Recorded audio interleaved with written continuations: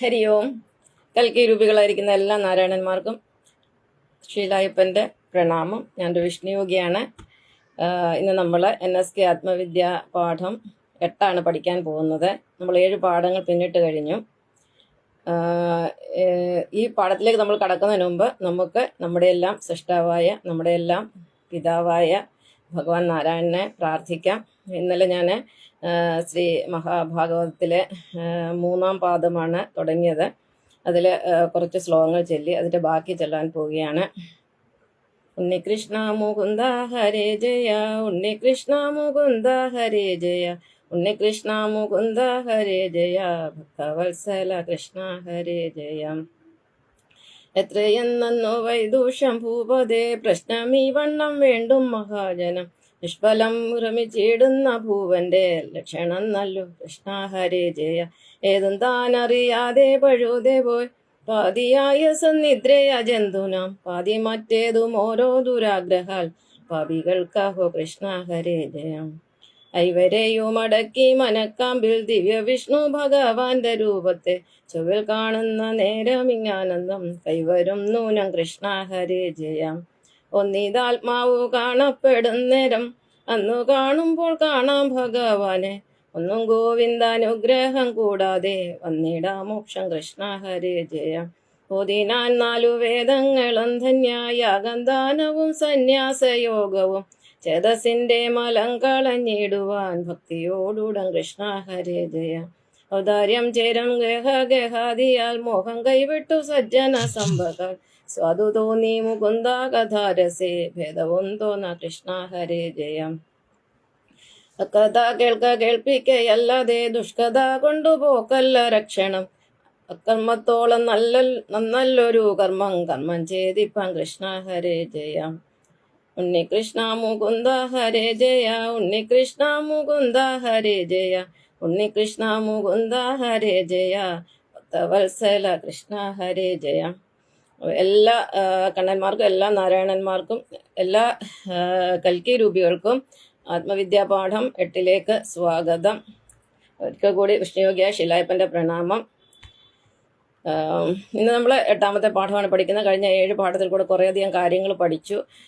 ഇനി ഞാൻ അധികമൊന്നും അതിനെക്കുറിച്ച് പറയാൻ പോകില്ല. പക്ഷെ ഇന്ന് പഠിക്കുന്നതിനകത്ത് എന്തായാലും നമ്മൾ ഭഗവാനെ കുറിച്ചാണ് പഠിക്കുന്നത്, നമ്മളെക്കുറിച്ചാണ് പഠിക്കുന്നത്. അപ്പോൾ ഇന്ന് നമ്മൾ ആദ്യം പഠിക്കാൻ പോകുന്നത് വാസുദേവനെ കുറിച്ചാണ്. വാസുദേവൻ എന്ന് പറയുന്നത് നാരായണൻ തന്നെയാണ്. ഭഗവാൻ എങ്ങനെയാണ് വാസുദേവൻ എന്നൊരു പേര് വന്നത്?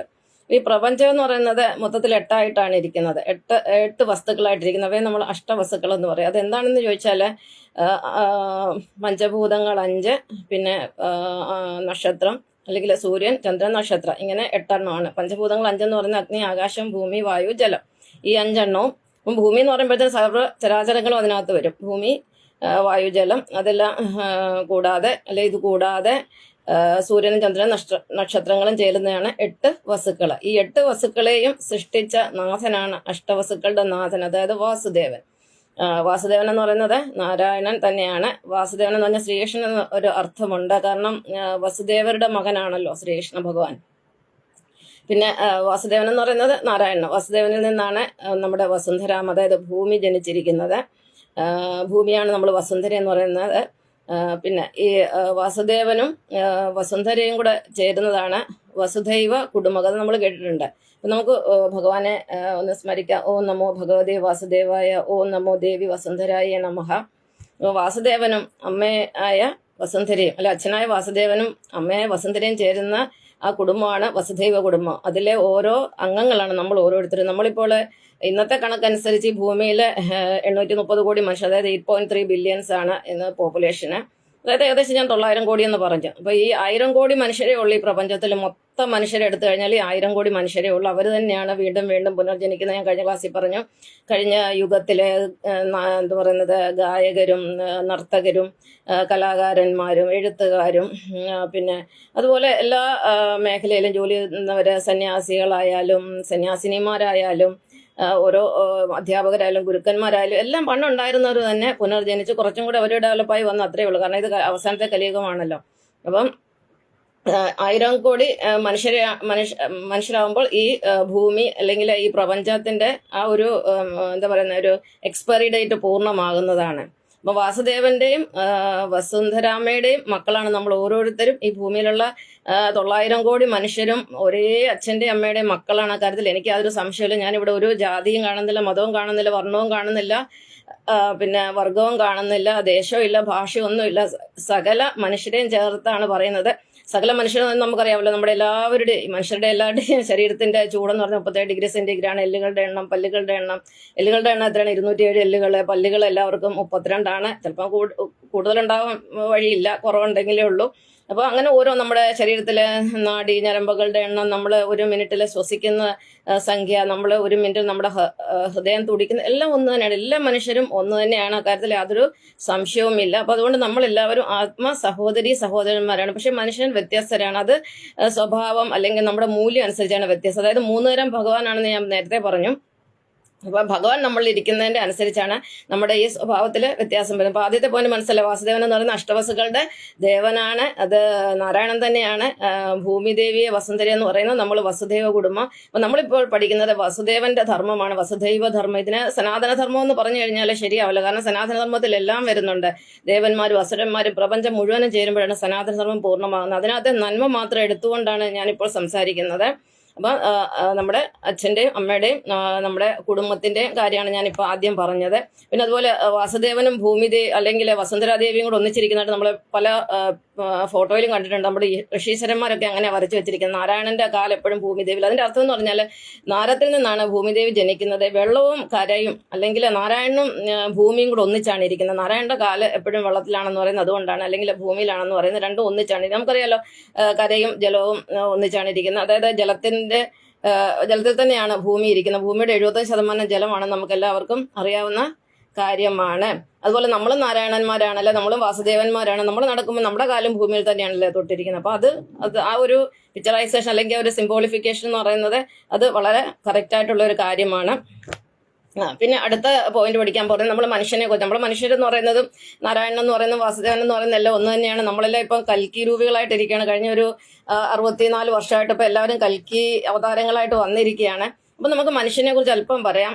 കാരണം നമ്മൾ പ്രത്യേകിച്ച് ബ്രഹ്മമതമായ ഹിന്ദുമതത്തില് ആർക്കും അറിയത്തില്ല ഒരു പൂർവ്വജൻ ഉണ്ടെന്നോ അല്ലെങ്കിൽ നമുക്കൊരു സൃഷ്ടാവുണ്ടെന്നോ. കാരണം അവർ ബഹുദൈവാരാധകരാണ്. അവർക്ക് ഒരുപാട് അച്ഛന്മാരും ഒരുപാട് ദൈവങ്ങളും ഉള്ളതുകൊണ്ട് അവർക്ക് കൃത്യമായിട്ടൊരു ഐഡിയയും ഇല്ല അവർക്കൊരു പൂർവ്വജൻ ഉണ്ടോ അല്ലെങ്കിൽ എവിടെ നിന്നാണ് ഇവർ ജനിച്ചത്. നമ്മളെല്ലാം ജനിച്ചത് നാരായണൻ എന്നാണ്, അതിനൊരു സംശയമില്ല. പക്ഷേങ്കിൽ അവരുടെ ഒരു പൂർവ്വജൻ ഉണ്ടാവുമല്ലോ. ഇപ്പോൾ ഉദാഹരണത്തിന് ക്രിസ്തുമതം, ഇസ്ലാം മതം പറയുന്ന അവരുടെ പൂർവ്വ ആദോ അവയാണെന്ന് അവർ പറയും. പക്ഷെ ഒരു ഹിന്ദുവിനോട് ചോദിച്ചാൽ നിങ്ങളുടെ പൂർവ്വജൻ ആരാന്ന് ചോദിച്ചാൽ അവർക്ക് അറിയത്തില്ല. പക്ഷെ അവിടെ ഒരു പൂർവ്വജനുണ്ട്, അത് മനുവും ശതരൂപയുമാണ്. ആദ്യത്തെ മനുഷ്യൻ, അതായത് ഭഗവാൻ സൃഷ്ടിച്ചത്, ഭഗവാൻ നാരായണൻ ആദ്യം ബ്രഹ്മാവിനെ സൃഷ്ടിച്ചു എന്ന് പറഞ്ഞാൽ ബ്രഹ്മാവ് എന്ന് പറഞ്ഞാൽ 4 തലയെന്ന് പറഞ്ഞതിന് അർത്ഥം എന്തുവാ?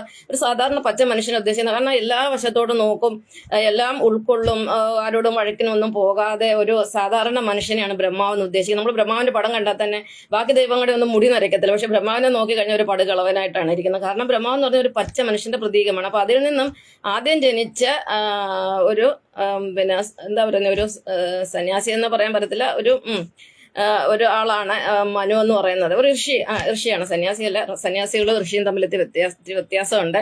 അപ്പൊ അദ്ദേഹം ഒരു ഋഷിയായിരുന്നു. മനുസ്മൃതിയെ കുറിച്ച് കേട്ടിട്ടുണ്ട്. അതിനെയൊക്കെ കേൾക്കുന്ന അസുരന്മാർക്കൊക്കെ ഭയങ്കര കലിയാണ് മനുസ്മൃതി എന്ന് പറയുന്നത്. ഞാൻ മനുസ്മൃതിയിലൊന്നും കടക്കുന്നില്ല. മനു പിന്നെ അദ്ദേഹത്തിന്റെ ഭാര്യ ശതരൂപ, ഇവരാണ് നമ്മുടെ പൂർവികരെന്ന് നമ്മുടെ സനാതനധർമ്മം പഠിപ്പിക്കുന്നതാണ്. മനുവും ശതരൂപ. ഇത് അറിയാൻ വേഗത്തിൽ നോട്ട് ചെയ്ത് വെക്കുക. നമ്മുടെ ഒരു ഹിന്ദുക്കളോടോ അല്ലെങ്കിൽ ഒരു ബ്രഹ്മരോടോ ചോദിച്ചു നോക്കുക, നിങ്ങളുടെ പൂർവികർ ആരാണെന്ന് ചോദിച്ചാൽ അവർക്ക് ആദം ഹവ്വ എന്ന് പറയാൻ പറ്റും. പക്ഷെ ആദം ഹവ്വയും ഈ മനു ശതരൂപ ഒന്ന് തന്നെയാണ്. അതിന് എനിക്ക് യാതൊരു സംശയമില്ല.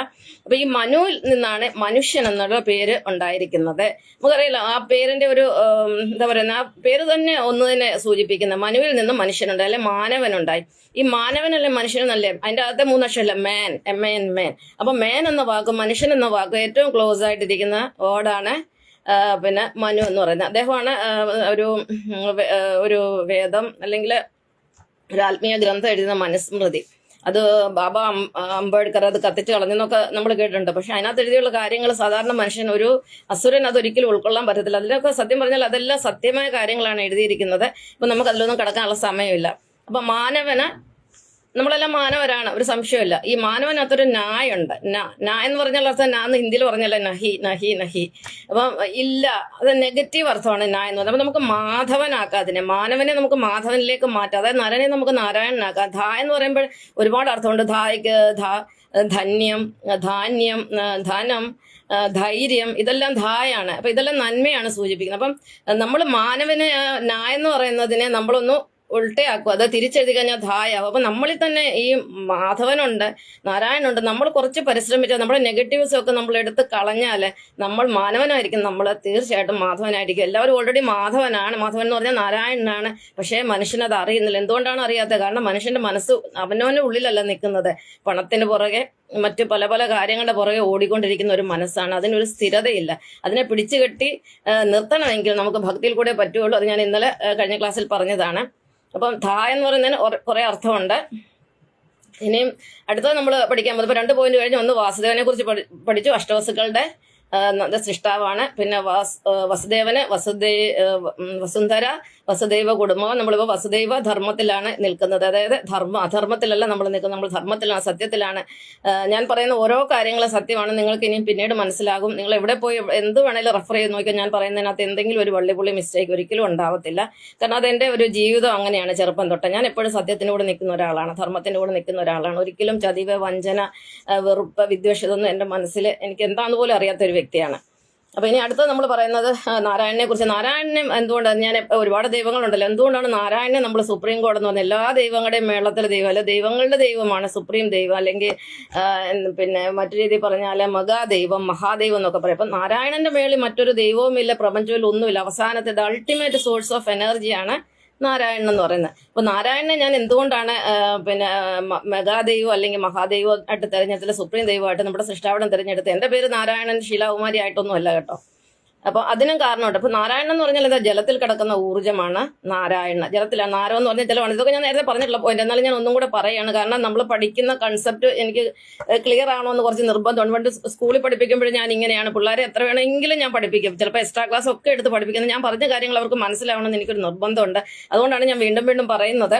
അപ്പൊ ഭഗവാൻ എന്ന് പറഞ്ഞ സത്യത്തിൽ ഒരു വ്യക്തിയല്ല, അതൊരു ഊർജ്ജമാണ്. ഊർജ്ജത്തിനെ നമുക്ക് ഒരിക്കലും കാണാൻ സാധിക്കുന്നതല്ല. ഇപ്പൊ കറണ്ട് എന്ന് പറയുന്ന ഒരു സാധനം നമുക്കറിയാം, അതിനെ നമുക്ക് ഒരിക്കലും കാണാൻ പറ്റത്തില്ല. പക്ഷെ അത് ഈ ബൾബ് കത്തുമ്പോൾ നമുക്കറിയാം അതിനകത്ത് കറണ്ട് ഉണ്ടെന്ന്, അല്ലെ ഫ്രിഡ്ജ് വർക്ക് ചെയ്യുന്നു, AC വർക്ക് ചെയ്യുന്നു, ഇലക്ട്രിക് അയൺ വർക്ക് ചെയ്യുന്നു, അങ്ങനെ ഓരോ ഗാഡ്ഗറ്റുകൾ വർക്ക് ചെയ്യുന്ന കണ്ടിട്ടാണ് നമ്മൾ അതിൽ കറണ്ട് ഉണ്ടെന്ന് മനസ്സിലാക്കുന്നത്. അതുപോലെയാണ് ഭഗവാനെ ആർക്കും കാണാൻ സാധിക്കില്ല, ഒരു മനുഷ്യർക്കും ആർക്കും കാണാൻ സാധിക്കില്ല, അനുഭവിച്ചറിയാനേ പറ്റുള്ളൂ. ഞാനും കണ്ടിട്ടില്ല, കണ്ണുകൊണ്ട് ഞാൻ കണ്ടിട്ടുണ്ട്. എൻ്റെ ഉള്ളിലുണ്ടെന്ന് നമുക്ക് അത് അനുഭവത്തിൽ കൂടെ അറിഞ്ഞ ഒരു കാര്യമാണ്. അപ്പൊ രൂപമില്ലാത്ത ഒരു ഊർജ്ജമാണ് ഭഗവാൻ. പക്ഷെ ഭഗവാൻ ഓരോത്തിലും ഉണ്ടെന്നുള്ള ഓരോ ജീവനുകളെയും കണ്ടിട്ട്, അല്ലെ ഒരു ജീവാത്മാക്കളെ, അല്ലെ ഓരോ ജീവനുള്ള ജന്തുക്കളെയും കണ്ടിട്ടാണ് നമ്മൾ മനസ്സിലാക്കുന്നത് ഇതിൽ ഭഗവാൻ ഉണ്ടെന്ന്. അതുകൊണ്ടാണ് അത് വളരുന്നത്, ശ്വസിക്കുന്നതും, അതുപോലെ അതിലെ രക്തചംക്രമണം തുടങ്ങിയ എല്ലാ ലൈഫ് പ്രോസസ്സും നടക്കുന്ന ഭഗവാൻ ഉള്ളതുകൊണ്ട്. അതുകൊണ്ടാണ് മരണവും സംഭവിക്കുന്നത്. അപ്പൊ നാരായണൻ എന്ന് പറഞ്ഞ ഊർജ്ജമാണ്. പക്ഷെ ഊർജ്ജത്തിന് രൂപമില്ല. പക്ഷെ അത് എവിടെ ഇരിക്കുന്നോ ആ രൂപം സ്വീകരിക്കുകയാണ്. അതായത് നമുക്കറിയാം വായുവിന് രൂപമില്ല. ഇപ്പൊ ഇല അനങ്ങുമ്പോൾ നമുക്കറിയാം അതിനകത്ത് വായു അവിടെ ഉണ്ടെന്നുള്ള കാര്യം. ഇല അനങ്ങുന്നുണ്ട്. പിന്നെ നമ്മൾ ശ്വാസോച്ഛ്വാസം ചെയ്യുന്നതുകൊണ്ട് നമുക്കറിയാം നമ്മളുടെ പിന്നെ ഈ വായു ഉള്ളിലോട്ട് പോകുന്നു, പുറത്തോട്ട് വരുന്നുള്ളത് നമുക്ക് അത് മനസ്സിലാവും. വായുവിന് രൂപമില്ല. പക്ഷെ അതൊരു ബലൂണിനകത്ത് നിറച്ച് കഴിയുമ്പോൾ എന്താവും? അതിനൊരു രൂപം കിട്ടും, അല്ലെ? ഒരു സിലിണ്ടറിൽ നിറച്ച് കഴിയുമ്പോൾ അതിനൊരു രൂപം കിട്ടും. എന്ന് പറഞ്ഞ പോലെ ഭഗവാൻ നാരായണൻ എന്ന് പറയുന്നത് സർവ്വവ്യാപിയാണ്, സർവജ്ഞനാണ്, പിന്നെ സർവശക്തനാണ്, പ്രകാശം പോലെ സർവ്വത്തിലും വ്യാപിച്ചു കിടക്കുന്ന അന്തര്യാമിയാണ്, ബഹിർയാമിയാണ്.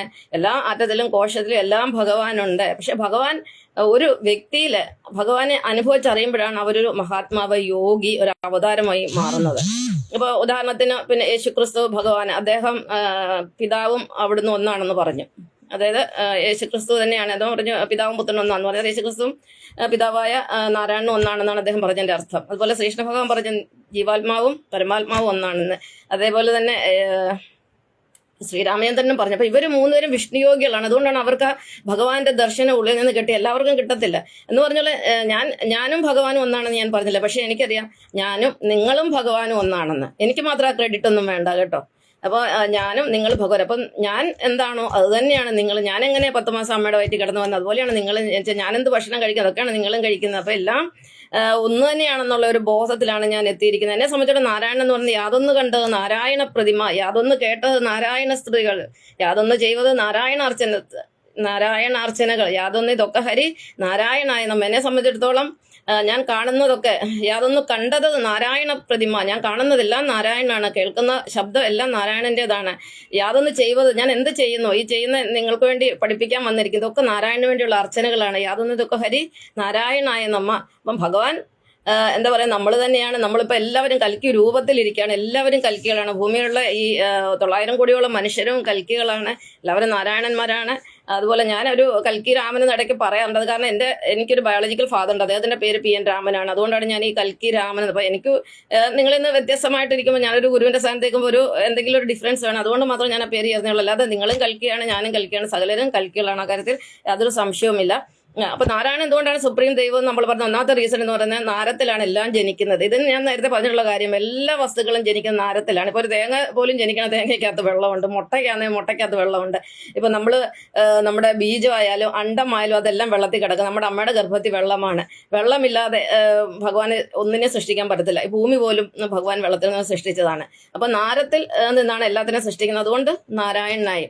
പിന്നെ രണ്ടാമത്തെ ഒരു കാരണം എന്ന് പറയുന്നത്, ലോകത്ത് ഒരുപാട് പ്രകൃതി ദുരന്തങ്ങൾ ഉണ്ടാകുന്നുണ്ട്, അതെല്ലാം വെള്ളത്തിൽ നിന്നാണ് നടക്കുന്നത്. ഇപ്പോൾ ഉദാഹരണത്തിന് ഇപ്പോൾ സുനാമി വരുന്നത് വെള്ളത്തിൽ നിന്നാണ്. നാരായണനാണ് അതിന്റെ ഉത്തരവാദി. അല്ലെങ്കിൽ അത് നാരായണ ഭഗവാനല്ല ഉത്തരവാദി. കാരണം നമ്മുടെ കർമ്മത്തിന്റെ ഫലമായിട്ട് നമ്മളെല്ലാം മക്കളാണല്ലോ കൊടുക്കുന്ന. ഇടയ്ക്കിടയ്ക്ക് ഓരോ എന്താ പറയുന്നത്, ഓരോ തിരിച്ചടികൾ കൊടുക്കുന്നതാണ്. കാരണം നമ്മളൊന്ന് അലർട്ടായി ഒരു ഭക്തിയിലേക്ക് വരാൻ വേണ്ടി ഭഗവാൻ കൊടുക്കുന്ന ഓരോ തിരിച്ചടികളാണ്. പിന്നെ നമുക്ക് കിട്ടുന്ന ഇലക്ട്രിസിറ്റി വെള്ളത്തിൽ നിന്നല്ലേ.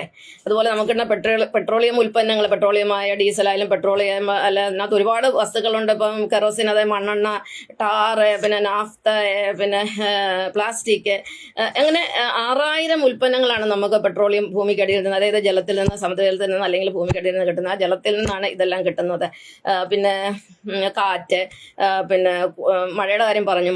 മഴയുണ്ടാകുന്ന സമുദ്രത്തിൽ നിന്നാണ്, ജലത്തിൽ നിന്നാണ്. കൊടുങ്കാറ്റായാലും പിന്നെ ഭൂകമ്പങ്ങളായാലും എന്താ പറയുക, ഉരുൾപൊട്ടല്, ഇതെല്ലാം വെള്ളം കൊണ്ട് സംഭവിക്കുന്നതാണ്. ഉരുൾപൊട്ടല്, പിന്നെ എന്തൊക്കെയാണ്, ലാൻഡ് സ്ലൈഡ്, അതിനെന്താ പറയുന്നത്, മണ്ണിടിച്ചില്, ഭൂകമ്പം പറഞ്ഞല്ലോ. പിന്നെ ജലജന്യ രോഗങ്ങള്, ഇങ്ങനെ ഒരുപാട് കാര്യങ്ങളെല്ലാം സംഭവിക്കുന്ന ജലത്തിൽ നിന്നാണ്. അപ്പൊ ഇതെല്ലാം ഭഗവാനാണ് ഇതെല്ലാം നമ്മുടെ മുന്നേ കൊണ്ടുവരുന്നത്.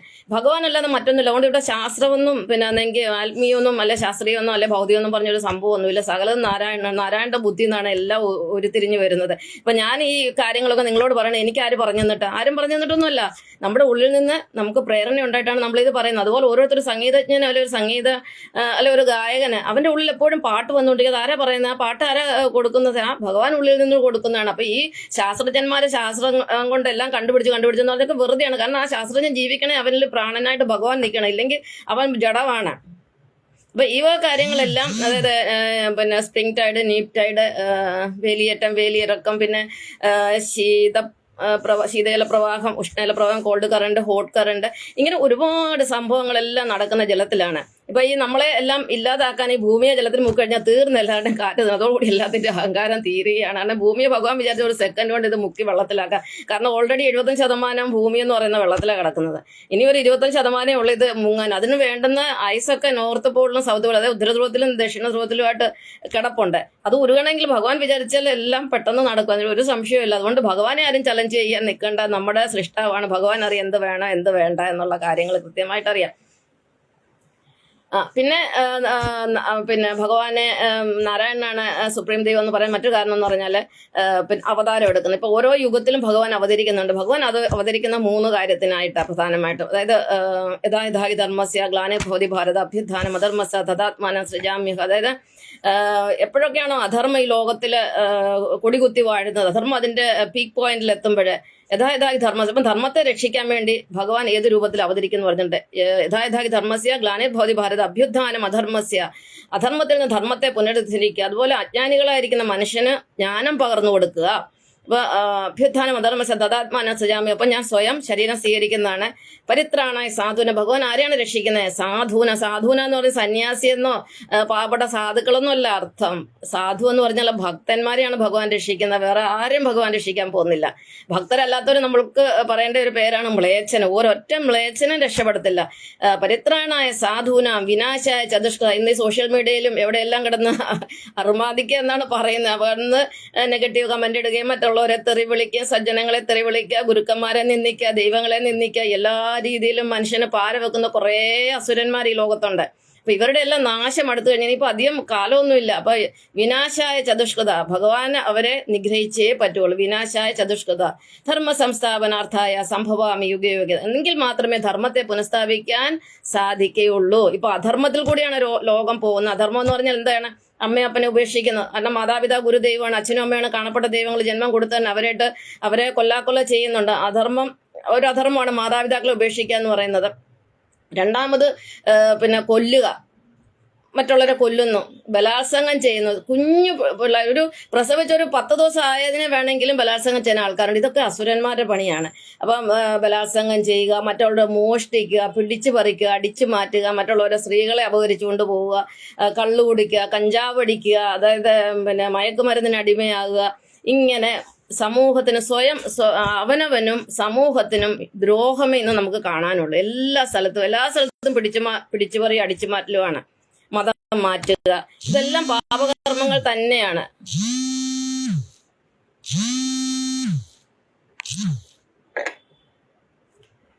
അപ്പം ഇങ്ങനെ അധർമ്മം മാത്രം നടന്നുകൊണ്ടിരിക്കുകയാണ്. ഈ അധർമ്മം വന്നെങ്കിൽ മാത്രമേ ധർമ്മത്തിന്റെ വില മനുഷ്യൻ മനസ്സിലാക്കുകയുള്ളൂ. ഇപ്പൊ രാത്രി വന്നെങ്കിലല്ലേ നമ്മൾ പകലിന്റെ മഹാത്മ്യം മനസ്സിലാവും. രാത്രി ഇല്ലെങ്കിൽ നമ്മൾ എങ്ങനെ പകലിനെ കുറിച്ച് അറിയും? ഇപ്പം ദുഃഖം വരുമ്പോഴാണ് നമ്മൾ സുഖങ്ങളെ കുറിച്ച് അറിയുന്നത്, സുഖം എന്താണെന്ന്. ഇപ്പൊ എൻ്റെ ഒരു ജീവിതത്തിൽ ഞാൻ നേരത്തെ പറഞ്ഞിട്ടുണ്ട്, ഒരു 30 വയസ്സ് വരെ എനിക്ക് ദുഃഖമായിരുന്നു. ഒരുപാട് ഞാൻ സുഖം അനുഭവിച്ചിട്ടുണ്ടെങ്കിലും സിനിമ കണ്ടു അങ്ങനെ ഇങ്ങനെയൊക്കെ കുറെ സുഖങ്ങൾ അനുഭവിച്ചുകൊണ്ട് എൻ്റെ 90% എനിക്ക് ദുഃഖങ്ങൾ മാത്രമേ ഉള്ളായിരുന്നു. പക്ഷെ ഒരു 30 വയസ്സ് കഴിഞ്ഞപ്പോഴത്തേന് ഭക്തിയിലോട്ട് വന്നു, ഗുരുവിലേക്ക് വന്നപ്പോഴത്തേന് ദുഃഖമൊക്കെ അങ്ങോട്ട് സുഖത്തിലേക്ക് കൺവേർട്ട് ചെയ്ത്. ഇപ്പോഴെന്ന് പറഞ്ഞാൽ പരമാനന്ദ, സുഖത്തോട് സുഖം, എന്താ പറയാ, പരമാനന്ദമാണ്, അനന്തം പരമാനന്ദം എന്നൊക്കെ പറയത്തില്ലേ. ഇപ്പൊ ബ്രഹ്മാനന്ദമാണ് ഇതിനെ പറയുന്നത്, അല്ലെ സച്ചിദാനന്ദം എന്നൊക്കെ പറയും. അപ്പൊ ആ ഒരു അവസ്ഥയെ നമ്മൾ എത്തിച്ചേരും. എല്ലാവർക്കും എത്തിച്ചേരാൻ പറ്റുന്ന ഒരു കാര്യമല്ല. അത് ശീലായപ്പന് മാത്രമല്ല, നിങ്ങൾ കുറച്ച് ത്യാഗങ്ങൾ ചെയ്യണം. മനസ്സിൽ നിന്ന് എല്ലാ കാര്യങ്ങളും എടുത്ത് ഭഗവാനിലിട്ടിട്ട് നമ്മൾ കർമ്മം ചെയ്ത് നമ്മൾ ഭക്തരായിട്ട് മറ്റുള്ളവർക്ക് ദ്രോഹം ചെയ്യാതെ അഹിംസ പാലിച്ചുകൊണ്ട് മുന്നോട്ട് പോകും. അപ്പം നമ്മുടെ ഈ വസുദൈവ ധർമ്മത്തിൽ നമ്മൾ എത്തിച്ചേരും. അപ്പം ഇങ്ങനെ എന്താ പറയുന്ന ഓരോ യുഗത്തിലും അധർമ്മം കൂടുമ്പോൾ ദുഷ്ടരെ നിഗ്രഹിക്കാൻ വരുന്നത് നാരായണൻ തന്നെയാണ്. ഇപ്പം വന്നില്ലേ നാരായണൻ? ഇപ്പം എൻ്റെ ഉള്ളിൽ നാരായണൻ അല്ലല്ലേ, അപ്പം ഞാനും വന്നില്ലേ ഇവിടെ ധർമ്മ സംസ്ഥാപനത്തിനായിട്ട്. പക്ഷെ എല്ലാത്തിനും അതിൻ്റെതായ ഒരു സമയമുണ്ട്. നമ്മൾ വിചാരിക്കുന്ന പോലെ ഇപ്പം അങ്ങോട്ട് ഇറങ്ങി ഒരുത്തനെ കൊല്ലാൻ പറ്റത്തില്ല. ഓരോരുത്തരെയും കൊല്ലാൻ അതിൻ്റെതായിട്ടുള്ള, അല്ലെ മരിക്കാൻ, അല്ലെ അവരെ വധിക്കാൻ അതിൻ്റെതായിട്ടുള്ള സമയമുണ്ട്. ഉദാഹരണത്തിന് എല്ലാവർക്കും ഒന്നും എല്ലാവരും കൊല്ലാൻ പറ്റത്തില്ല. ഇപ്പൊ ശ്രീകൃഷ്ണ ഭഗവാൻ അന്ന് 18 തവണ ജരാസന്ധനുമായിട്ട് യുദ്ധം ചെയ്തു. പക്ഷെ ശ്രീകൃഷ്ണ ഭഗവാന് ഒരിക്കലും ജരാസന്ധനെ കൊന്നില്ല. കാരണം ജരാസന്ധൻ എന്ന് പറയുന്നത് ആളിന് ശ്രീകൃഷ്ണ ഭഗവാന്റെ കൈ കൊണ്ട് മരിക്കേണ്ട ആളല്ല. അപ്പൊ ഓരോ തവണ അദ്ദേഹം മാപ്പ് കൊടുത്ത് അദ്ദേഹത്തെ വിടുക. ജരാസന്ധനെ കൊന്ന ആരാ? ഭീമനാണ്. ഇതൊക്കെ മഹാഭാരത കഥയൊക്കെ അറിയുന്നവർക്ക് അറിയാം. അപ്പൊ അങ്ങനെയൊന്നും ആരെയും കൊല്ലാൻ പറ്റത്തില്ല. അതുപോലെ രാവണൻ ഭയങ്കര ശക്തനായിരുന്നു, ശിവഭക്തനായിരുന്നു. അപ്പൊ ശ്രീരാമചന്ദ്രന് 14 വർഷം കാട്ടിൽ കടന്നു. 13 വർഷം സീതയോടൊപ്പം 13 വർഷം പൂർത്തിയായപ്പോൾ സീതയെ തട്ടിക്കൊണ്ട് രാവണൻ പോയി. എന്നിട്ട് പിന്നെ 1 വർഷം വീണ്ടും കാത്തിരിക്കേണ്ടി വന്നു, ചിറകെട്ടാനും, അതായത് സേതുബന്ധനം നടത്താനും, അത് കഴിഞ്ഞിട്ട് ലങ്കയിൽ എത്തിച്ചേരാനും. ലങ്കയിൽ എത്തിച്ചേർന്നിട്ട് എങ്ങാണ്ടായോ എത്ര ദിവസം, 7 ദിവസം യുദ്ധമായിരുന്നു. അതിൽ 6 ദിവസം ശ്രീരാമചന്ദ്രൻ അതിനടുത്ത് പരാജയപ്പെടുകയുണ്ടായി, കൊല്ലാൻ പറ്റിയില്ല. അതുപോലെ മോഹലസ്യപ്പെട്ട് വീണു, മരിച്ചതുപോലൊക്കെ ആയതാ ശ്രീരാമചന്ദ്രൻ. അപ്പോഴല്ലേ ഹനുമാന് മൃതസഞ്ജീവനി കൊണ്ടുവരാൻ ഹിമാലയത്തിലേക്ക് പോയത്. അപ്പൊ ഏത് അവതാരമാണെന്ന് പറഞ്ഞാലും അങ്ങനെയൊന്നും എടുത്തിയാടിയും ഒന്നും ചെയ്യാൻ പറ്റത്തില്ല. അതിനൊക്കെ അതിൻ്റെതായ സമയം വരുമ്പോൾ അതങ്ങ് എല്ലായിടത്തും ഭഗവാനല്ലേ ഇരിക്കുന്നത്. അപ്പം അത് സംഭവാമി യുഗേ സംഭവിക്കാനുള്ളത് സമയമാകുമ്പം സംഭവിച്ചുകൊണ്ടിരിക്കാൻ നമ്മളിപ്പം ധൃതി പിടിച്ചിട്ടൊന്നും ഒരു കാര്യവുമില്ല. അപ്പം അധർമ്മത്തെ അവസാനിപ്പിക്കാൻ എന്താ പറയാ അവതാരം എടുക്കുന്നതും ഭഗവാൻ നാരായണൻ തന്നെ. അതുകൊണ്ടാണ് നമ്മൾ പറയുന്നത് ഭഗവാനാണ് സുപ്രീം ഗോഡ്, മഹാദൈവം, മെഗാദൈവം. നമ്മൾ ഈ സൂപ്പർ സ്റ്റാർ എന്നൊക്കെ പറയത്തില്ല, സൂപ്പർ ഗോഡ്. അപ്പൊ എല്ലാവരും ദൈവത്തെ കുറിച്ച് ദൈവം എന്ന് പറയുന്നത്. ഈ പറയുന്നവർക്കൊന്നും അറിയത്തില്ല ദൈവം എന്താന്ന് പോലും അറിയത്തില്ല. അവരാണ് സ്വയം ദൈവം എന്ന് അറിയത്തില്ല. അപ്പൊ ഓരോ മനുഷ്യനും ഓരോ ദൈവങ്ങളാണ്. അക്കാര്യത്തിൽ യാതൊരു സംശയമില്ല. ഈ ലോകത്ത് 3 തരം ദൈവങ്ങളെ ഉള്ളൂ, അതായത് 3 തരം മനുഷ്യരെ ഉള്ളൂ. ഞാൻ അതിനെക്കുറിച്ചൊക്കെ കൂടുതലായിട്ട് പഠിപ്പിക്കാം. ഒരു സെക്കൻഡ്, സമയം ഒന്നും ആയിക്കോട്ടെ, അല്ലെങ്കിൽ 23 മിനിറ്റായി, ഇനിയിപ്പോൾ അധികം സമയമില്ല. അപ്പം ഞാൻ പറഞ്ഞുകൊണ്ട് വന്ന 1-2 കാര്യം കൂടെ പറയാം. ഭഗവാൻ 3ആയിട്ടാണ് ഇരിക്കുന്നത്. ഞാൻ നേരത്തെ പറഞ്ഞു, നമ്മൾ 1ആയിട്ടിരുന്നതാണ്, പിന്നെ നമ്മൾ 3ആയതാണ്. നമ്മുടെ ശരീരത്തിൽ 3 ഭാഗത്തുണ്ട്. പക്ഷെ നമ്മൾ പൊതുവെ നമ്മുടെ ഘടന അനുസരിച്ച്, ആത്മീയ ഘടന പ്രകാരം നമ്മൾ 2ആണ്. അവന് ബ്രഹ്മാവിനെ വിടുക. ബ്രഹ്മാവിന് ഊർജ്ജമില്ല, 0 ഊർജ്ജമാണ്. പക്ഷെ ബ്രഹ്മാവിനെ കൊണ്ട് നമുക്ക് ഉപയോഗമുണ്ട്. അല്ലെങ്കിൽ പിന്നെ ഭഗവാൻ 3 ആവത്തില്ലല്ലോ. പിന്നെ പ്രധാനമായിട്ടുള്ളത് വിഷ്ണുവും ശിവനുമാണ്. വിഷ്ണു എന്ന് പറയുന്നത് നമ്മുടെ ഹൃദയവാസിയാണ്, ഹൃദയത്തിൽ തുടിക്കുന്ന നാരായണൻ തന്നെയാണ് വിഷ്ണു എന്ന് പറയുന്നത്. ശിവൻ എന്ന് പറയുന്നത് നമ്മുടെ ശരീരമാണ്. ശിവന് നാശമുണ്ട്. അതുകൊണ്ടാണ് ഞാൻ പറയുന്നത് ശിവഭക്തരൊക്കെ ഈ ലോകത്തുനിന്ന് ആദ്യം പോകുന്നത് ശിവഭക്തരായിരിക്കും. അതായത് അസുര ശിവഭക്തരെന്ന് പറഞ്ഞാൽ അസുരന്മാരാണ്. അവർക്ക് അധികം ആയുസില്ല. കാരണം രാവണനൊക്കെ അങ്ങനെയാണല്ലോ. അപ്പൊ ഈ അസുരന്മാർ മുഴുവൻ ഈ ലോകത്തുനിന്ന് പോയെങ്കിൽ മാത്രമേ ഈ ലോകത്ത് ശാന്തി സമ്മാനം കിട്ടുള്ളൂ. അത് പക്ഷികൾക്കായാലും മൃഗങ്ങൾക്കായാലും. ഫോർ എക്സാമ്പിൾ, ഈ അസുരന്മാരുടെ ഒരു പ്രധാന ആരാധനയാണ് ഈ മൃഗബലി എന്ന് പറയുന്നത്. ഒരു വർഷം അസുരന്മാർ ലോകത്തൊരു 50 കോടി മൃഗങ്ങളെങ്കിലും ബലി കൊടുക്കും അസുരന്മാരെന്ന് പറഞ്ഞാൽ ക്രിസ്തുമതത്തിൽ കേട്ടോ, ക്രിസ്തുമതം എന്നൊരു വൈഷ്ണവതാണ്, അതിനകത്ത് ബലിയില്ല. അതുകൊണ്ട് എനിക്ക് എല്ലാ മതങ്ങളിലും ഞാൻ ശ്രേഷ്ഠമായിട്ട് ക്രിസ്തുമതത്തിനെ കാണുന്നു. കാരണം അതിനകത്ത് നരബലിയോ മൃഗബലിയോ അങ്ങനെ ഒരു സംഭവമേ ഇല്ല. പക്ഷെ ഹിന്ദുമതത്തിലുണ്ട്. ആടിനെ എല്ലാം ബലി കൊടുക്കുന്ന ഇവൻ നമ്മുടെ ഭർത്താവായ പതിദേവനായ അയ്യപ്പച്ചേട്ടന്റെ വീട്ടിൽ ഇപ്പോഴും കോഴി ബലി കൊടുക്കുന്നുണ്ട്. ഞാൻ കണ്ടിട്ടില്ല, പക്ഷെ അവിടെ സംഭവം ഇപ്പോഴും കൊടുക്കുന്നുണ്ട്. അവരുടെ ഒരു ആരാധന സമ്പ്രദായം, അസുരന്മാരുടെ ആരാധന സമ്പ്രദായമാണ് ഈ ബലി എന്ന് പറയുന്നത്. അപ്പൊ എത്രയോ മിണ്ടാപ്രാണികളെ കശാപ്പ് ചെയ്യുന്നുണ്ട്. പിന്നെ അപ്പോൾ ഈ ശിവാരാധന എവിടെയുണ്ടോ അവിടെയാണ് ഈ കശാപ്പുള്ളതും ബലിയുള്ളതും ലിംഗാരാധനകളെല്ലാം കൂടുതലായിട്ട് നടക്കുന്നതിനിടയ്ക്ക് ഒരു കാര്യം ഞാൻ പറയാൻ വിട്ടുപോയി. അതായത് ഞാൻ പറഞ്ഞു വിഷ്ണു, ബ്രഹ്മാവ്, മഹേശ്വരൻ 3 ഉണ്ട്. പക്ഷെ അതുപോലെ തന്നെ നമ്മുടെ ഉള്ളിൽ ഓരോ കോശത്തിൽ നമുക്കിപ്പോൾ എത്ര കോശമുണ്ട്? ഒരു 50 കിലോ ഉണ്ട് എനിക്ക്. 50 കിലോയിൽ ഒരു 50 ലക്ഷം കോടി കോശങ്ങൾ എൻ്റെ ഉള്ളിലുണ്ട്. 50 ലക്ഷം കോടി. ഇത് ഞാൻ ഒന്നേ ഉള്ളായിരുന്നല്ലോ. എനിക്ക് ആദ്യം അമ്മയുടെ വയറ്റിൽ ഒന്നേ ഉള്ളായിരുന്നു. 280 ദിവസം കൊണ്ട് 37 ലക്ഷം കോടിയായി. അപ്പം പിന്നെ നമ്മളൊരു അഡൾട്ട് ആയപ്പോഴത്തേക്കിനും അന്ന് എനിക്ക് വെയിറ്റ് ഒന്നും ഇല്ലായിരുന്നു. ഇപ്പോഴാണ് വെയിറ്റ് ഒക്കെ വന്നത്. അപ്പൊ ഇപ്പോൾ എന്ന് പറഞ്ഞ ഒരു സാധാരണ ഒരു മനുഷ്യനിൽ 50 ലക്ഷം കോടി കോശം, അതായത് 50 ട്രില്യൺ കോശങ്ങളുണ്ട്. അതുപോലെ ഓരോരുത്തരുടെ വെയിറ്റ് അനുസരിച്ച് കോശങ്ങളുടെ എണ്ണം കൂടുതലുണ്ട്. ഈ കോശങ്ങൾ ഓരോന്നും സൃഷ്ടിക്കുന്ന ഭഗവാനാണ്. അപ്പൊ ഓരോ കോശത്തിലും 3 കണങ്ങളുണ്ട്: വിഷ്ണു ഗണം, ബ്രഹ്മഗണം, ശിവഗണം. നമുക്കറിയാലോ ഓരോ ആറ്റത്തിലും 3 തരം കണങ്ങളുണ്ട്: proton, electron, neutron. Proton positive charge, electron negative charge, ന്യൂട്രോണിന് ചാർജ് ഇല്ല, അതിന് 0 കണമെന്ന് പറയുന്നു. പക്ഷെ ഇത് 3ഉം വേണം. അതായത് അവിടെയും പ്രോട്ടോണിന്റെ ഇലക്ട്രോണിന്റെ എണ്ണം തുല്യമാണ് എപ്പോഴും. എത്ര 10 പ്രോട്ടോൺ. ഓക്സിജന്റെ അറ്റോമിക് നമ്പർ എന്ന് പറയുന്നത് 9 ആണെന്ന് എനിക്ക് തോന്നുന്നു കേട്ടോ. പെട്ടെന്ന് എനിക്ക് ഇപ്പോൾ സയൻസ് ഒക്കെ ഞാൻ പഠിപ്പിച്ചിട്ട് കുറെ കാലമായി. എനിക്ക് 9 ആണോ 8 ആണെന്ന് തോന്നുന്നു. 8 9 ആണ് എങ്ങനെ. എനിവേ 8 ആണെന്ന് വെച്ചാൽ ഓക്സിജന്റെ അറ്റോമിക് നമ്പർ 8 ആണെങ്കിൽ അതിനകത്ത് 8 പ്രോട്ടോണും 8 ഇലക്ട്രോണും ഉണ്ട്. 8 പോസിറ്റീവ് ചാർജ്, 8 നെഗറ്റീവ് ചാർജും ഉണ്ട്. പിന്നെ 9 ന്യൂട്രോൺ കാണും. ഒരെണ്ണം കൂടുതൽ. ന്യൂട്രോൺ എന്ന് പറഞ്ഞാൽ 1 കൂടുതൽ. എന്ന് പറഞ്ഞ പോലെ നമ്മുടെ ഓരോ കോശത്തിലും വിഷ്ണു ഗണവും ബ്രഹ്മഗണവും ശിവഗണവും ഉണ്ട്. അതായിരിക്കും ചിലപ്പോൾ നമ്മുടെ വൈറ്റ് കോർപ്പസെൽ എന്ന് പറയുന്നത് ചിലപ്പോൾ അത് വിഷ്ണു ഗണമാണ്. റെഡ് കോർപ്പസെൽ എന്ന് പറയുന്നത് ശിവഗണമാണ്. അതുകൂടാതെ അതിനകത്ത് ഒരുപാട് സംഭവങ്ങളുണ്ട്. അപ്പൊ എപ്പോഴും വിഷ്ണുവും ശിവനും തുല്യമായിട്ട് നിൽക്കും. രാത്രിയും പകലും പോലെയാണ്. രാത്രി എത്രയുണ്ടോ അത്രയും തന്നെ പകലാണ്. വിഷ്ണു എത്രയുണ്ടോ, എത്ര നന്മയുണ്ടോ അത്രയും തിന്മയുണ്ട്. വിഷ്ണു എന്ന് പറയുന്നത് നന്മയുടെ രൂപമാണ്, സൃഷ്ടാവിന്റെ രൂപമാണ്. ഭഗവാൻ ശിവൻ എന്ന് പറയുന്നത് സംഹാരത്തിന്റെ രൂപമാണ്. അപ്പൊ നമ്മുടെ ഓരോ കോശത്തിലും ഭഗവാൻ. അപ്പൊ നമ്മൾ നന്മയിലൂടെ അപ്പൊ നമ്മൾ നന്മയിൽ കൂടെ ഭക്തിയിൽ കൂടി നമ്മൾ സഞ്ചരിച്ചാൽ നമ്മുടെ ഒരു കോശത്തിനും ക്യാൻസർ പിടിക്കില്ല. കാരണം ഓരോ കോശത്തിലും ഭഗവാനുണ്ട്. എത്ര പേരാണ് ഭഗവാനെ ആരാധിക്കുന്നത്? അവനവന്റെ ഉള്ളിൽ ഭഗവാനെ ആരാധിക്കുന്ന എത്ര പേരുണ്ട്? എല്ലാവരും ഒന്നിൽ അമ്പലത്തിൽ പോയി പായസം കഴിപ്പിക്കുക, അല്ലെങ്കിൽ പുഷ്പാഞ്ജലി കഴിപ്പിക്കുക, അവിടെ എന്തെങ്കിലും വഴിപാട് കൊടുക്കുക, നേർച്ച നേരുക, അങ്ങനെ ഒരുപാട് സംഭവങ്ങളായിട്ട് വന്ന് ആർക്കും സ്നേഹമില്ല. മനുഷ്യന് അവനവനോട് സ്നേഹമില്ല. പിന്നെ എങ്ങനെ നാട്ടുകാരോടും വീട്ടുകാരോടും മറ്റുള്ളവരോടും സ്നേഹം കാണും? എല്ലാം മനുഷ്യന് ഏറ്റവും പ്രധാനം എന്ന് പറയുന്നത് മക്കളോടായിരിക്കും ഏറ്റവും കൂടുതൽ അറ്റാച്ച്മെന്റ്. ഈ മക്കളോട് അമിത അറ്റാച്ച്മെന്റ് പോയി കഴിഞ്ഞാൽ ഉറപ്പായിട്ട് അവർക്ക് തിരിച്ചടി കിട്ടുമെന്നുള്ള കാര്യത്തിൽ യാതൊരു സംശയമില്ല. കാരണം ദശരഥ മഹാരാജാവിന് ഭയങ്കര പുത്രമോഹമായിരുന്നു രാമനോട്. എന്നിട്ട് എന്തായി? രാമനെ കാണാതെ മരിച്ചു. അതുപോലെ ധൃതരാഷ്ട്രം എന്ന് പറഞ്ഞാൽ ഭയങ്കര മോഹിയായിരുന്നു. മക്കളെല്ലാം അവർ ഇഷ്ടത്തിന് മക്കളെന്ത് പറഞ്ഞാലും അച്ഛൻ അതിനെല്ലാം താളം തുള്ളി അവസാനം എല്ലാ മക്കളും കണ്ണുമുന്നിൽ ഇല്ലാതായി പുത്രമോഹത്താൽ അല്ലെ പുത്രദുഃഖത്താൽ മരിച്ച ഒരാളാണ് ധൃതരാഷ്ട്രൻ. അപ്പൊ എന്റെ മുത്തശ്ശി ചെറുപ്പത്തിലെ പറയും, മക്കളെ കണ്ട് മാമ്പൂ കണ്ട് ഒരിക്കലും ആഹ്ലാദിക്കരുത്. എനിക്ക് മക്കൾ 3 പേരുണ്ട്. എനിക്ക് അങ്ങനത്തെ ഒരു അമിതമായ സ്നേഹമില്ല. അവരോട് സ്നേഹമുണ്ട്, പക്ഷെങ്കിൽ അവരോട് സ്നേഹവും വാത്സല്യമാണ്. പക്ഷെ അമിത പുത്രമോഹമില്ല. അപ്പൊ അവരില്ലെങ്കിൽ അവരെ കൊണ്ട് ഒന്നുമല്ല ഞാൻ ജീവിക്കുന്നത്. ഇന്നുവരെ ഞാൻ അവരെ കൊണ്ട് ജീവിച്ചിട്ടില്ല. ഇവൻ ഭർത്താവിനെ കൊണ്ടുപോലും ഞാൻ ജീവിക്കുന്ന ഒരാളല്ല. പിന്നെ അവരുണ്ടായാലും എന്താ, ആരുണ്ടായാലും നമുക്കെന്താ? നമ്മൾ അധ്വാനിക്കുക, നമ്മളോട് ഭഗവാൻ ഉണ്ടെങ്കിൽ പിന്നെ നമുക്ക് എന്താണ് പ്രശ്നം? ഒരു പ്രശ്നമില്ല. അപ്പൊ ഓർമ്മിക്കുക. ഇന്ന് ഇത്രയും കൂടെ പറയാൻ പറ്റത്തുള്ളൂ. എനിക്കൊന്ന് സമയം കുറെ ആയി. എനിക്ക് അതിൽ കൂടുതൽ സമയം എടുക്കാൻ പറ്റത്തില്ല. ഓൾറെഡി 28 ആയി. അപ്പൊ ഓർക്കുക, നമ്മുടെ ഓരോ കോശത്തിലും വിഷ്ണുഗണവും ശിവഗണവും ബ്രഹ്മഗണവും ഉണ്ട്. വിഷ്ണുഗണം എന്ന് പറഞ്ഞാൽ പോസിറ്റീവാണ്, നന്മയാണ്. ശിവഗണം എന്ന് പറയുന്നത് തിന്മയാണ്, നെഗറ്റീവാണ്. ബ്രഹ്മഗണം എന്ന് പറയുന്നത് 0 ആണ്, രണ്ടും ചേർന്ന ഗണമാണ്. അപ്പൊ അതിന് വലിയ വിലയൊന്നുമില്ല.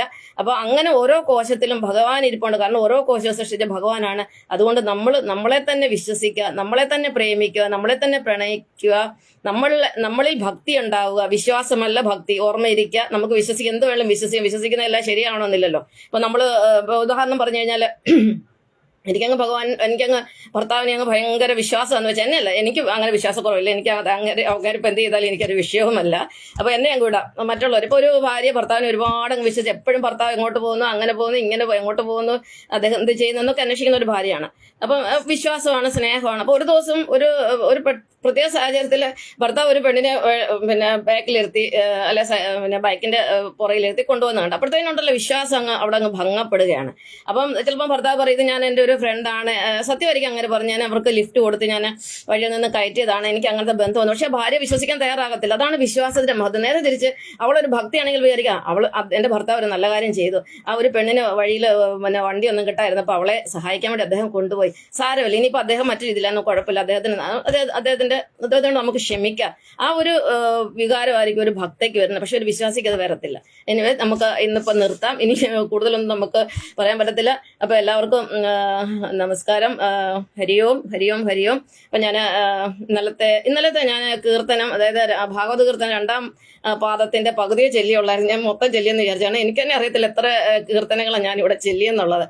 അപ്പോൾ പിന്നെ 2-ാം പാദത്തിനകത്തെ ഈ ഊ വരെ ചൊല്ലി. അപ്പം ഏതോട്ട് ചെല്ലാം. അപ്പൊ കൃഷ്ണ രാമ ഹരേ കൃഷ്ണ രാമ ഹരേ കൃഷ്ണ രാമ ഹരേ കൃഷ്ണ രാമ കൃഷ്ണ രാമ ഹരേ കൃഷ്ണ രാമ ഹരേ വിഷ്ണുവംശോത്ഭവ കൈതൊഴുന്ന് എത്രയും ദുഷ്ടനത്രേ മഹായോഗി പോലെ ഇത്ര വെള്ളം കൊടാ ദാഹമുള്ളോർക്കുടൻ യുദ്ധമുള്ളിൽ കുതാ ചത്തപാമ്പൊന്നെടുത്തിട്ടവന്മയിലെ കൃഷ്ണരാമ ഹരേ ഏറ്റവും കോപം ഉൾക്കൊണ്ട് തൽപുത്രൻ അങ്ങൂറ്റമായ ഒരു ശാപം കൊടുത്തു ബലാധൂർത്തനാം പൂവനെ തക്ഷകൻ താൻ കടിച്ചേഴുമേഴാന്തിനെ കൃഷ്ണരാമ ഹരേ ഐഹികൻ തന്നിലുള്ള ആഗ്രഹം പോകുവാൻ ഈശ്വരൻ താൻ വരുത്തി നിർവനെ അപ്പോഴേത് താൻ പിഴച്ചെന്ന് തൽബാലകൻ തൽപുരം പൊക്കുവൽ കൃഷ്ണരാമാഹരെ ഒന്നുകൊണ്ടും നമുക്ക് ഇന്നീ വയ്യാവിപത്ത് ഇന്ന് തന്നെ വരുത്തേണമേ തൽപുതം ഇന്ന് ഞാൻ നിന്നെ കാനകോ കാരണം താപശക്തി പതാ കൃഷ്ണരാമാഹരെ ഓർത്തി വെണ്ണം തപിക്കും വിധോ ഭൂമിവൻ ശാപമാകർണകർണ അമൃതം ദർശനെ തീർത്തു വെച്ചാൻ ത്രിലോകത്തിലുള്ള ആഗ്രഹം പാർത്ഥിവൻശോത്ഭവ കൃഷ്ണരാമാഹരെ അവരെ സേവിച്ച് ഭൂരക്ഷയാം ഭാരവും മനസേവിച്ച് ഗോവിന്ദപാദാംബുജം ചാരു ഗംഗാതടം പുക്കിരുന്നിടുവാൻ ചേരുവാൻ തൽപദം കൃഷ്ണരാമാഹരെ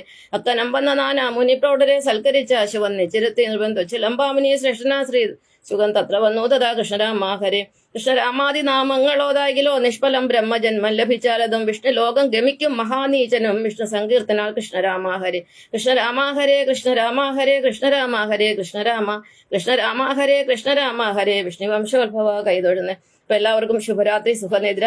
നന്ദി, നമസ്കാരം. ഹരിയോം ഹരിയോം ഹരിയോം. ലോകാ സമസ്ത സുഖിനോം ഭവന്തു. ഓം ശാന്തി ശാന്തി ശാന്തി. അപ്പൊ എല്ലാം പാർട്ടിസിപ്പേറ്റ് ചെയ്ത എല്ലാ കണ്ണന്മാർക്കും എല്ലാ നാരായണന്മാർക്കും എൻ്റെ നന്ദി, നമസ്കാരം. നാളെ കാണാം.